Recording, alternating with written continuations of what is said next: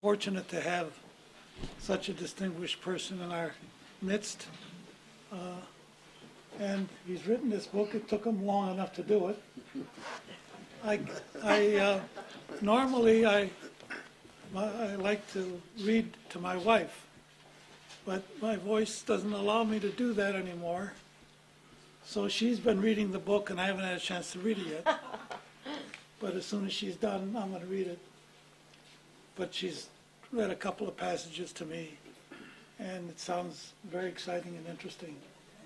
It's a journey of his life, and it's something that I'm sure was a great experience. As is customary with us, we're going to have after his talk, we're going to have Diran is going to do his traditional book blessing. I don't know if he's the only one in America that knows how to do it, but I don't think anybody else has done it. He's done many of them here, and we thank him for it. Anyway, here's Mitch Cation. To talk about your book at this establishment means that you've made it in the Hall of Fame. And to be honored to have Edgar Hagopian and the Family Foundation to invite you. In 1968, Rose and I were talking about someday visiting Armenia. At that time, it was Soviet Armenia. And the reason for it was she had learned, and I had learned from her mother, that when the massacre started in Mush, Rose's mother was from the town of Matanik. When the Turks came, the family scattered, children went every direction possible, and she was separated from her sister Almas. Her mother was saved by Greek missionaries from the Orthodox Church and taken to an orphanage in Greece. Her sister Almas was rescued by Russian soldiers and taken with the Armenians retreating to Yerevan, what was left of Yerevan. And at that time, Yerevan was a city of death and destruction. Cholera was sweeping the city, and it was like escaping from the Turks to go to another place to die. And she thought her sister had died.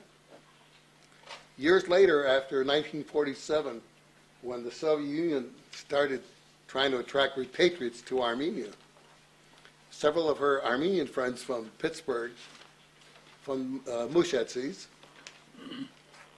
went to Armenia for a visit and found the Mushetsi in the area of Tallinn, in the region along the border with Turkey.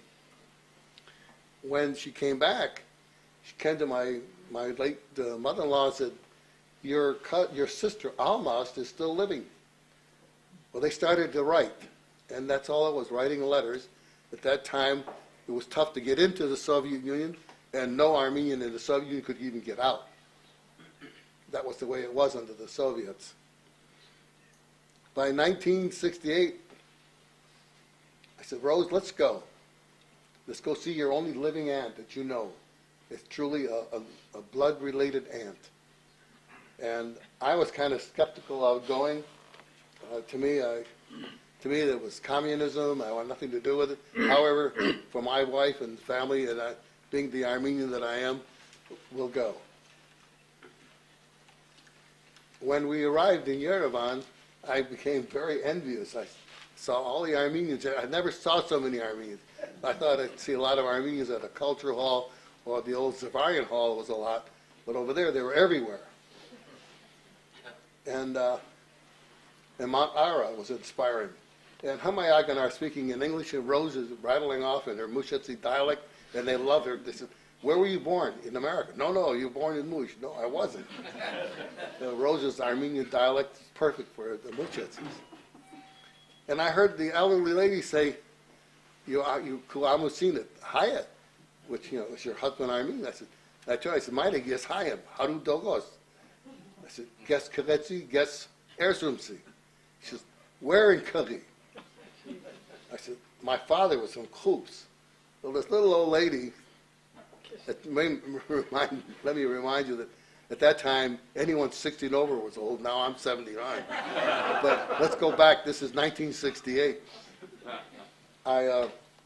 We hugged, we embraced, and she said, "You look like a Karetzi. You've got the blue eyes of a Karetzi. What's your father's name?" I said, "Kaspar, but he's passed away."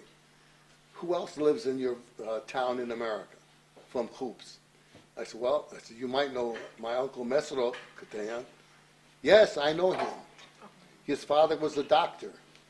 And when she fell off the donkey in Hoops, broke her arm, they took her to the Mesro's father's house to patch up the arm." So we talked some more, and we're getting ready to leave because in the mornings we've got a 5 o'clock flight to Yerevan. Rose is excited about it, and I am too at that point. And she said, "When you get back to America, tell your Uncle Mesro that Ayusag Derderian," she's now a Mongolian last name, but I was a Derderian girl in Hoops, "that I'm alive, I survived the massacre, but tell him that his cousin, Paransem, was seen by my two brothers in 1947 when they were repatriating to Soviet Armenia from Turkey. The Turks had allowed them, the Turks were glad to get rid of any Armenians, let them go wherever they wanted." So I jotted that down in my notebook, and I kept a daily log while I was in Armenia. We spent 2 beautiful weeks in Armenia, and I fell in love with the country. To me, communism was just another footnote, a chapter in Armenia's history. We've been under the hoofs of a lot of nations, and we could survive under communism. So I got home 2 weeks later, and I had a small bottle of cognac, and I was going to take it to my Uncle Mesro. Went to visit with him, and Uncle Mesro was a dean of the Katayans. Whenever there was a squabble in the clan, he would be the peacemaker, and they respected him because of his age. And I told him about this lady, who was a Derderian girl, and her message.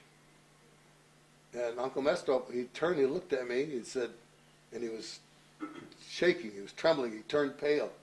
He said, "Why do you bring me news from the grave?" I said, "Well, who was she?" He said, "Don't believe them. She died in 1922. The Turks killed her. We got a letter from Istanbul." I said, "Well, if she was your cousin, she'd have to be my father's cousin. Were they second cousins, third cousins?" And that's when he turned to me and he said, "That was your father's youngest sister." Well, I went into kind of a shock. I had heard the name Paransem, but didn't pay that much attention to it. And you know, when you're young and your parents, no matter how old they are, you think they're going to live forever. And you never ask these kinds of questions. No. So I went to the office the next day. I told my editor, it was Ben Nathanson, who was very active in newspaper work in Michigan, civil rights, right to know, press laws. And he too had known about the Armenian genocide, because being a Jewish American, he knew what happened to his people. I wrote about the story, and about a week later I got a call from the congressman from that district, Lucian Nedzi. And Lucian said to me, he said, "Mitch, what are you going to do? You're going to go see and find her?" I said, "Lucian, I'm not going to Turkey." I said, "And where would I find her? I can't speak Turkish. I can speak limited Armenian." He said, "All right, get all the information you can about her, and we'll put the State Department to work." My aunt, Topalian, Mrs. Topalian, convinced me that if the information was wrong in 1922, you have to go and find out for sure. So I called my friend Lucian Nedzi again. He said, "Mitch, start planning for it. We'll get you there. You have to pay all the expenses, but we'll get you there. We'll give you protection, and you can go. You let me know when." I had received some material, and you know, when you're getting this stuff in government documents, you tuck them away in a folder. But I knew it was important, so I'll take it with me to show them at the embassy, hey, you're supposed to help me because it says so. It's got William Rogers' name on it, Secretary of State. It has 7 other names cleared by the State Department. In other words, this wasn't just a fluke newsletter. This was an official document, and it marked for your information only, for the embassy. So I got to Ankara. It was an eerie feeling to be suddenly Turks everywhere. And I grew up hating Turks. And I think most Armenians did. Because whenever I would ask about an aunt or an uncle, like any other person in this room, the Turks kill them, the Turks kill them, the Turks kill them. That's all we ever heard.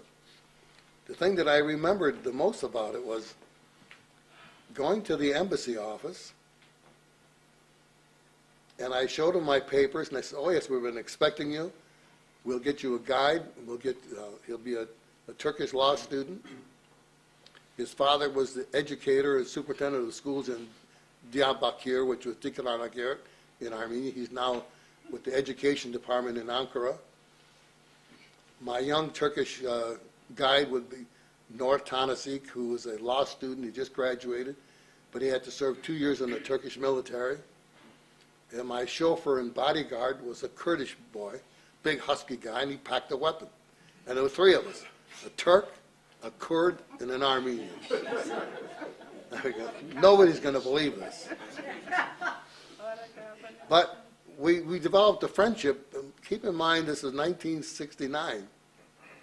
I was 39. Nor was 22, just got out of college. Mehmet was 24. So I was like the big brother from America, the Armenian, coming to find his Armenian Turkish cousins. The thing that I can explain, people ask me, well, what was it like? Wasn't it exciting? You know, the first day it was exciting.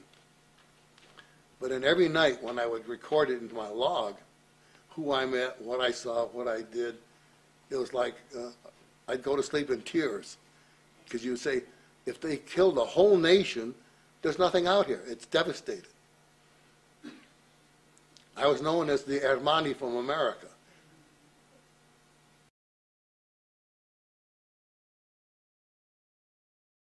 In Malvindale, before I left, this lady, Mrs. Kasparian, had called and said, I hear from your family members you're going to Hayastan. I said, well, no, I went to Hayastan last year. No, you're going to Turkey, Hayastan. Yes. Are you going to Erzurum? I said, yes. I said, are you from Erzurum? She says, I was born and raised in Erzurum. I said, well, that was my mother. I have to go to Erzurum because that's where my grandfather was from. So we went to visit with her, and Rose went with me. And her story was, when you get to Erzurum, go to the train station and look on the floor and see if you can find my father's name. I said, why would his name be on the floor? She said, because they took all the gravestones from the Armenian cemetery and used them for the floor of the train station. I found, well, I jotted it down, and every night when I would record what happened on my trip through Sebastia and continued to Erzurum, I would plan my questions for the next day. I wanted to make sure that I knew I didn't want to stay too long in Turkey. I was there for a mission, and I wanted to accomplish that. Her story, I shared it with Nur Tanasik, my young lawyer friend, and he said, Mr. Kahishan, he said, how can you accuse us of such a crime? Why has the Western world always talked about a genocide and massacres? And now you say, we took your stones from your cemeteries. I said, Nur, have we found an Armenian cemetery anywhere?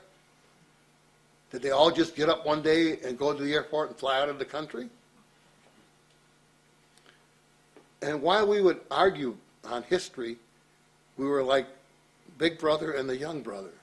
We developed a bond of respect for each other. And I wanted to create this dialogue between us. I said, well, go in the train station. This was a military train station. You can't take a camera in there. It's a train depot that you take from there. You go to Kars and on to Soviet Armenia, which the Turks have shut down since they started the blockade of Armenia. Nor came back about 15 minutes later. He looked up at me in the eyes and said, "What that old lady told you is true, but you can't see any names because it was covered with concrete. And what did you Armenians expect us to do, to take care of your cemeteries?" And I let it go because I could understand if I was in his shoes how I would feel. How embarrassing, humiliating to him to know that that'd be like me going to a Muslim grave and taking their grave markers.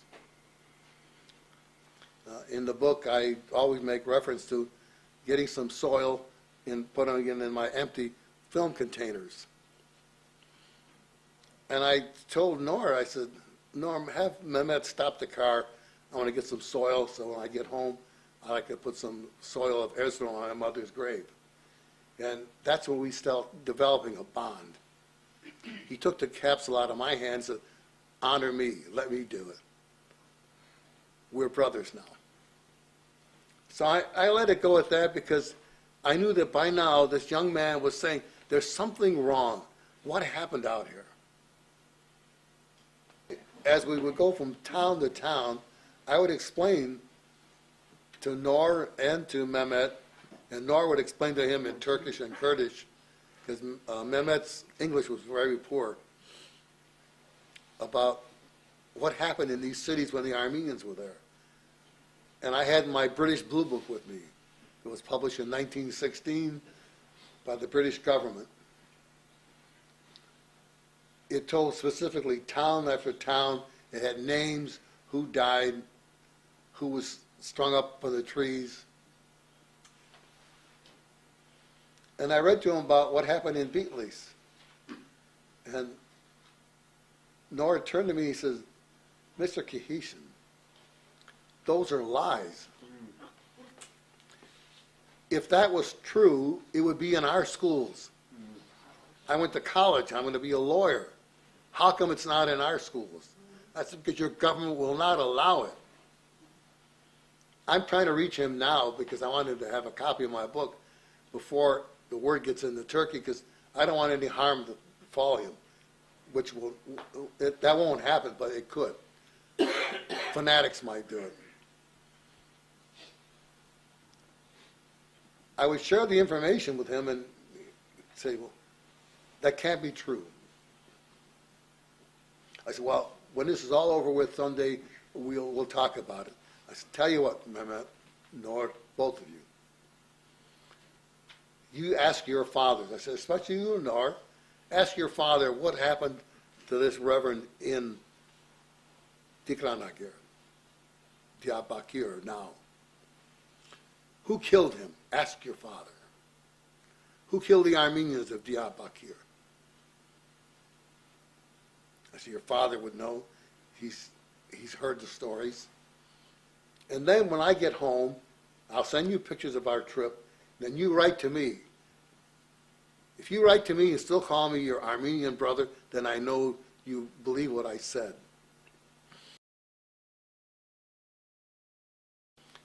The only thing you found in eastern Turkey, old historical Armenia, were Kurds and Turkish military. Well, they're here because we know the Russians are going to come in someday and claim these lands again from the Armenians.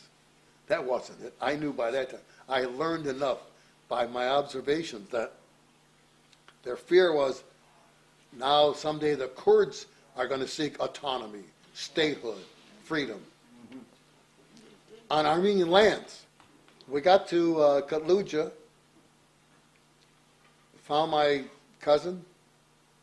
I knew right away he was Khatan, tall, he had a red beard, blue eyes. At that time, my mustache was red, my hair was dark. And right away, he had the facial features of a Khatan. And we knew right away, and we found out that they had been told, he and his sister Elif, that their mother two brothers went to America and never came back. And then after the massacres, the war, the Great War, it's always the Great War, she had made contact with an Armenian in Istanbul, a man named Melkon. She said, and that he was the brother of a Dikran Kostigyan, my mother's first Armenian sweetheart. Whatever happened to that Kostigyan? He never came back. I said, Dikran Kostigyan joined the British Army. He fought and died in Palestine under the command of General Allenby. Why was he fighting there? I said, he was fighting the Ottoman Turkish government to come and free Armenia, and so he could embrace his sweetheart again, Paransan, as a free man and a free woman. They didn't ask any more questions about it. And then from there, after we said our goodbye, I went to Hoops. I recognized it right away from the pictures that I had. I knew where the Surp Church was, and I had learned that there was a water fountain right in back of it, and there it was. My father used to go to downtown Detroit on Saturdays to the farmer's market, Eastern Market, and come back with vegetables and rhubarb, the rhubarb season. He said, oh, this rhubarb is good, but my father had the best rhubarb. You know, our parents always said the lamb was best in Armenia, the carrots were the best. The sweetest. And I told Nor, and my cousin Hussein had told us, you'll find your father's house because I built a fence around it from bricks and sticks and stones as a memorial. And there you could see up the road a fence, stone fence, wooden gate, and we're walking towards it and we're taking pictures, and this is not true. What's happening, I can't believe it. And we opened the gate and stepped in, and I realized, and I got on my knees and kind of shoved the dirt aside. You could find the plates, the flooring of the house. And Norm had heard the story about the rhubarb, and he grabbed my arm. He says, Mr. Kahishi, look, the rhubarb, it still grows. You can't imagine. It was tardy as all hell, but it was good. And it's, you know, some things just go on. And I went to say a prayer in the ruins of the Surp Church in Hoops. It had collapsed in 1915 when the village was attacked by the Turks.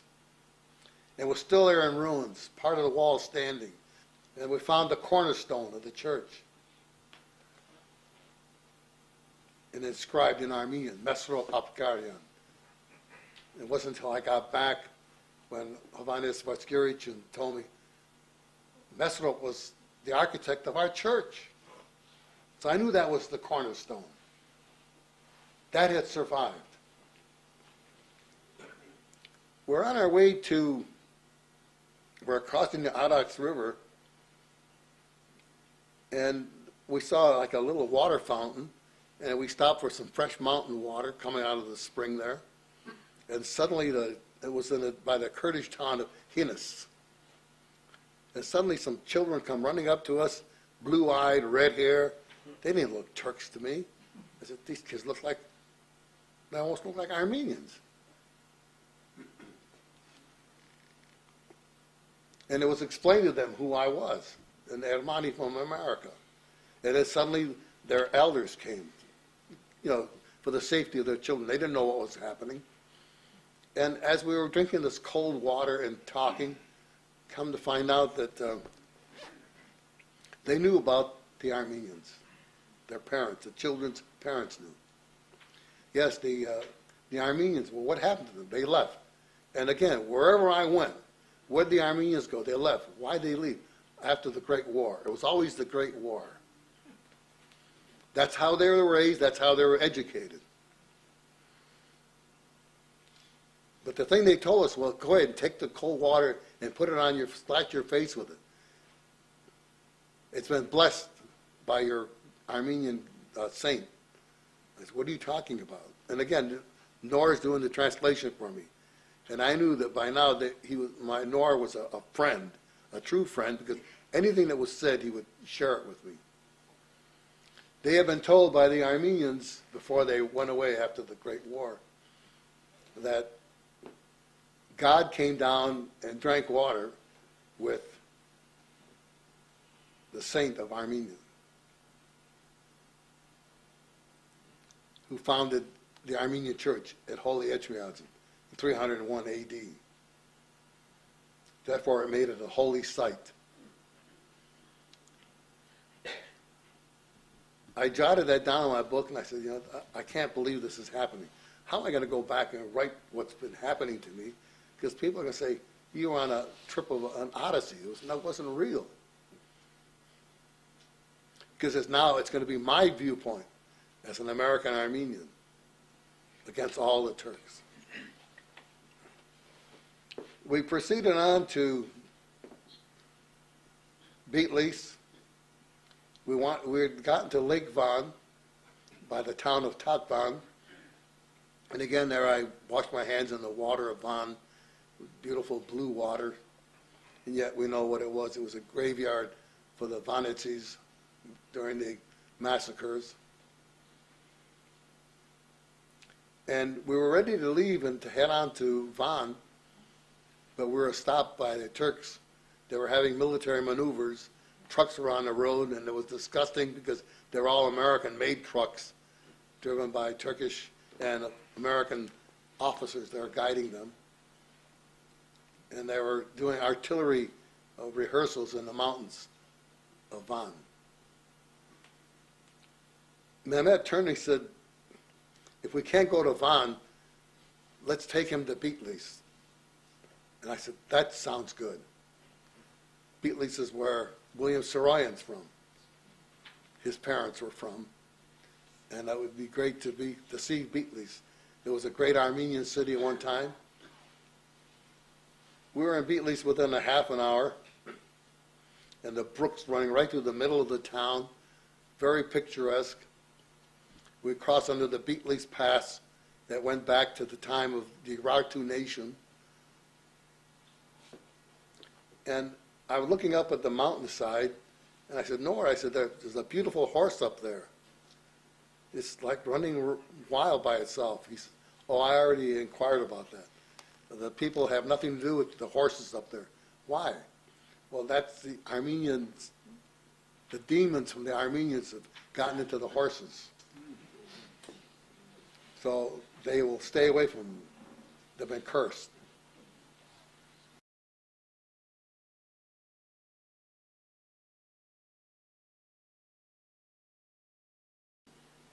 We're on our way to Bingel.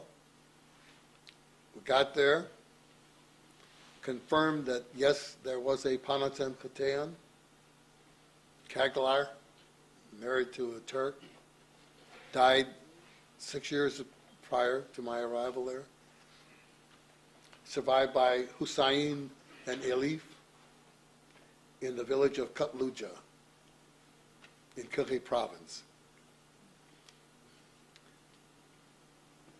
When it was explained why I was there, one of the men, the Turkish men, said, well, you have to come to our newspaper, the Bingel Gazette. They'd be honored to have an American journalist come there. Well, I went there, and it was a little storefront, and the man published a daily paper, maybe 100 copies a day, and the typeset was by hand, in the old days of hand setting. So Emin Molegul invited us in. We sat. We had Turkish coffee again. He said, you have to wait a while. I'm going to send for the only Armenian in Bingel. Now, Bingel is a town of maybe 75,000 people. And this editor knew who the one Armenian was, who knew he was an Armenian. So about 40 minutes pass, and a little old man comes walking into this office, jacket, tattered, sunken face, looked old to me then, but old brought on by the conditions of life. His name was Hachig Havanesyan. from Hoshkar village. And we started talking, and he proceeded to tell me that, yes, he was from Hoshkar village. When the Turks were coming, his mother told him, his brothers and sisters, run into the field, Türkere Kukan, for your father. The Turks are coming to get your father. He was the only one who listened to his mother. He was the youngest. So he ran until he got out into the field, into the woods. And after 2 days of out in the cold, this was mid-April, 1915, digging up the ground from the winter crop, from potatoes and old beets that were left. He was hungry. He thought, maybe it's safe now, I can go home. Before he got to his home, he was stopped by the Kurdish farmer who was a good friend of his father. He said, don't go into the house. He said, I have to. And he broke away and ran into the house and found his mother, his father, 2 sisters and 2 brothers, butchered in blood. The Kurd buried his family for him in the field, and as a boy he would always go there and pray. And I asked him, I said, do you have a family now? He said, no. I'm a Christian. As I was growing up in age, the Kurdish farmers wanted me to become a Muslim, to change my faith and marry one of their daughters, and I didn't want to. My parents are in heaven. I want to make sure I'm with them. He says, and every night I pray in Armenian. The prayers he learned as a boy. And if you were to ask me, what one person, mind you, I was there to find my missing aunt, couldn't find her, I found her grave on a mountaintop. But Hagopian to me was the true giant of Armenia. He was a man who saw the hell and fury of man's inhumanity to man, but he fought back and he survived. He was unafraid. And I told him, I said, maybe they can understand Armenian. He said, after all these years, why should I worry about them? And the Kurds are good to me. They tease me. I thought they were teasing me about you being an Armenian. We're getting ready to leave, and he said, I told him about the Armenians in Detroit and in America and France, and that I had been to Soviet Armenia the year before, and how thousands of Armenians are there. And about the church. I said, in Detroit we have 4 Armenian churches. We have Catholic Church, 2 national Armenian churches, and a church, a Protestant evangelical Armenian church. He said, which one do you go to? I said, well, when I go to St. Sarkis. He said, when you go, light a candle for me. So Sarkis knows Hagopian hasn't forgotten who he is and his Christian faith. That man I'll remember to my last day. Truly was a giant of the world, a giant of the earth. And they're a lot like him. We headed on to Kharpet, what's left of it, the old Kharpet, Mesra, you dropped a nuclear bomb and leveled it. Surgaravit church was standing. The Mariam Ani church was built into the mountain. No Armenians. But all I can remember in reading in the British Blue Book how the women of Malatya were stripped naked, driven through the streets of Malatya to be taken out and butchered. And the Turks, the citizens, were throwing stones at them. So don't let anybody tell you that, well, it was just the government. It's like Germans telling you, well, it was the Nazis. The German voting people put the Nazis in power, and the Turkish citizens allowed it to happen. Before I left Turkey, I'm now in Istanbul at the airport. I want to be cautious with my film so I can get it out. and I saw about 10 or 12 clergymen, Catholic clergymen.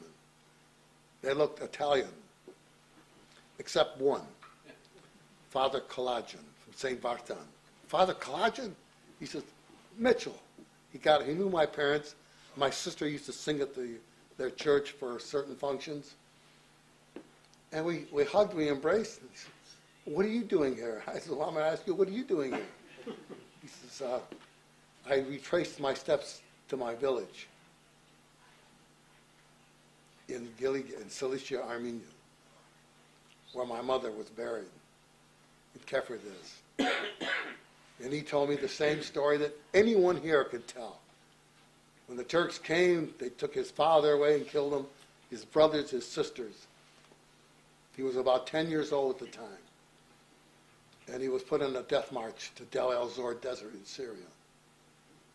He said, and we're now on the plane, we're heading to Rome. Ordered a bottle of wine. Here I am with 2 Armenians. We're having wine. I figured if the dead guy is going to have wine, I'm going to have with him. They were both sharing stories of despair. And I asked him, I said, well,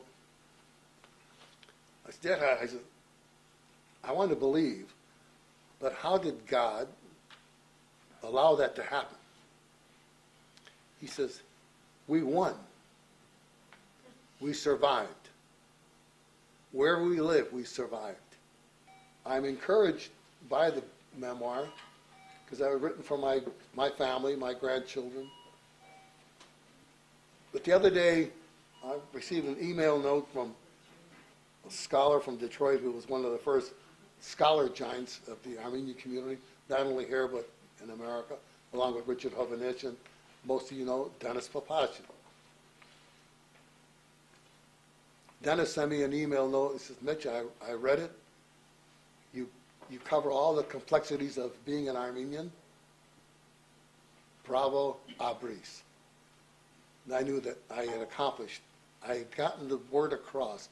It was written as a newspaper man, but written for everyday reading. It wasn't written for our generation. It wasn't written for my parents' generation. They're gone. We learned about the massacres from them. And now our grandchildren and our nieces and nephews at a different age. How do you talk about something that happened in 1915? Why is it so important for the genocide ratification? Because Turkey was a signature to the convention, the Genocide Convention. And the Genocide Convention makes it quite clear there's a penalty and punishment, no matter when the crimes happen, when they were instituted by the government.